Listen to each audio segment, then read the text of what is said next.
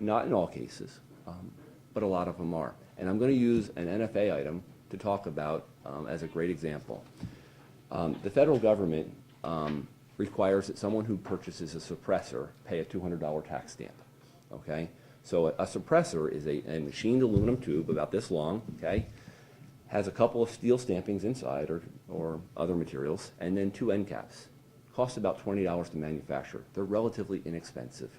But because of the onersome burden on this, they sell for between $200 and $600, okay? There is a great business proposition to be made if this bill passes and someone wants to take the chance to go ahead and, like Montana, sue the federal government to say, my state allows me this, why aren't you allowing me this?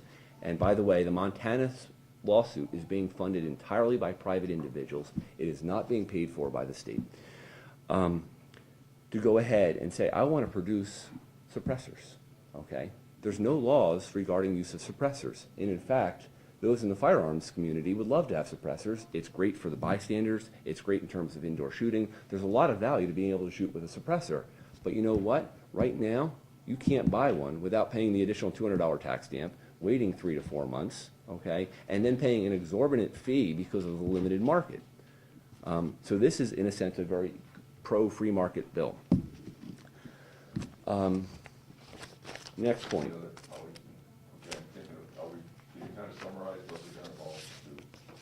Sure. Can I just send, so there's been a number of concerns expressed about NFA items, and what I was going to send around is a letter that was sent to eventually Representative Coffey and then back to me in 2009 regarding this bill, okay? And this has to do with inclusion of NFA items. It's written by the author of the Montana bill, and it talks about, you know what, we should take this forward. We should expand the Montana bill already. And this although the letter's a year old, it talks exactly about what someone complained is the Achilles heel of this bill. It's not really an Achilles heel, okay? There is tax issues and other things that we need to address, and it's time to go forward with that.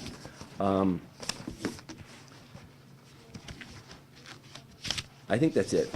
Is there any other questions? Questions for Representative Hoell? Representative Krasinski. Thank you, Chairman. Does New Hampshire have a law concerning the same type of NFA weapons? And what are the penalties for possession, both the federal or state? There is no New Hampshire law on NFA items because it currently exists in the statute of the federal government, okay? So, for instance, one could purchase an automatic firearm, okay, in New Hampshire. It's my opinion that possession of an item is not necessarily an offense, it's misuse. And there are a number of laws on the books about misuse of firearms, okay? Whether it's inadvertently firing it, okay, and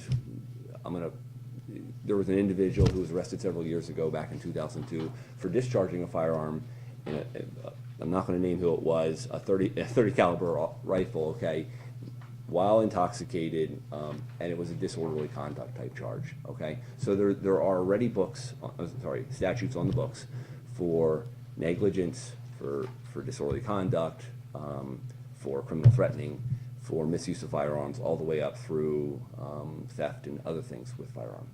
So in that sense, yes, you could be allowed to own it, but misuse is still covered. Follow-up? Yes. What are the federal penalties? Do you know that? I believe it's on the order of a $10,000 penalty for failure to fill out an ATF Form 4 for owning an NFA item. It's fairly substantial. I don't quote me on that, but it's that range. Representative Richardson. Thank you, Mr. Chairman. I'm just curious about, you said there was a decision made to go beyond the Montana law. Mm-hmm. Criminal penalties associated with this. Yep. I guess I don't quite understand it. My question is, if the U.S. attorney indicted someone for using a firearm in the commission of a crime, Mm-hmm. And it turned out that the firearm was manufactured in New Hampshire and sold in New Hampshire, possessed in New Hampshire, the U.S. attorney, according to this statute, would be guilty of committing a felony. Well, where would that crime take place? Is the federal government prosecuting that person within the state borders of New Hampshire? Yes. Okay. The U.S. attorney in New Hampshire prosecutes people. Okay, no, I just wanted to make sure this wasn't a New Hampshire firearm, made in New Hampshire firearm that had moved to, across, okay. But it would still allow for our Attorney General or another member of our state government to prosecute that individual. That's, my question is, or I want Yeah. your response to this. If you read this bill as it's written, the U.S. attorney who indicts somebody for violating a federal law for possessing a firearm in the commission of a crime is himself guilty of a felony.